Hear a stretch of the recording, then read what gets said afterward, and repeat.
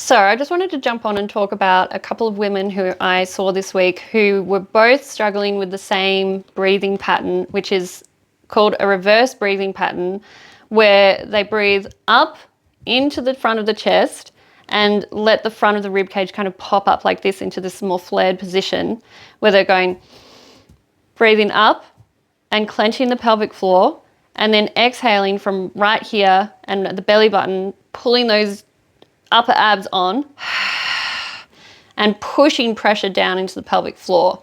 So it's inhale, clench the pelvic floor, and then exhale, try to let go.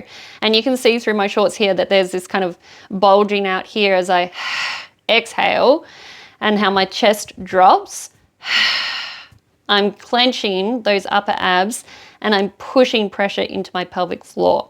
So I just wanted to jump on and talk about how I cue women to change that breathing pattern so we can get it back to that pumping action of the diaphragm and the pelvic floor working together. So if this is my diaphragm up in my rib cage and this is my pelvic floor, when I inhale and my rib cage expands, this diaphragm flattens down and pushes the guts down into the pelvic floor, which lengthen and descend.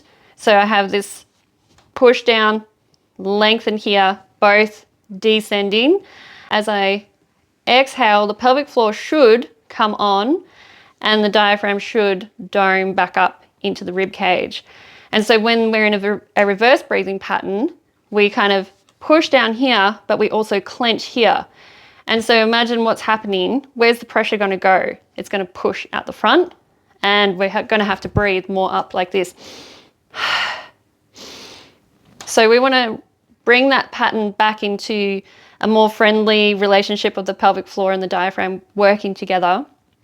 So if you take one hand and put it on the bottom of your rib cage and your other hand right down low between your hip bones, and I want you to just feel, when you take an inhale, can you feel here expanding underneath your hand? So can you feel this? See how my hands slightly move apart? And I'm getting expansion right here under my hand.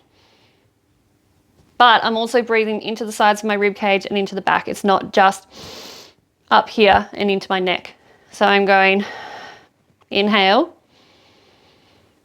expand, and then right from down here, down low in the pelvic floor, I'm thinking of my hip bones kind of gathering closer together and everything gathering in and up. And these 2 points, so bottom of my rib cage and the hip bones getting closer together. So what that looks like with my hands here, inhale, expand, pressure is pushing down into the pelvic floor, and then on the exhale, from the bottom up, all the air out, right from down here. And you can see how my hands have gotten closer together, but I haven't dropped here. So if I'm doing a inhale up and then exhale from right here and pulling my rib cage down, see how my sternum also drops and I've pushed pressure down into this place again. So we really want to work on inhale, down, let the diaphragm flatten down, let that pressure push into the pelvic floor. We're getting that length here.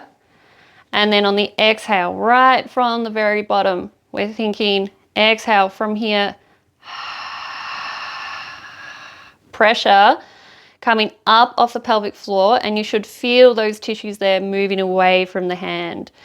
So inhale, expand, exhale, contract, but not dropping. So we're not doing that clench right here. And in fact, if you can do this without clenching here, so you could even put your fingers here and really think about this from the bottom up. Pressure down.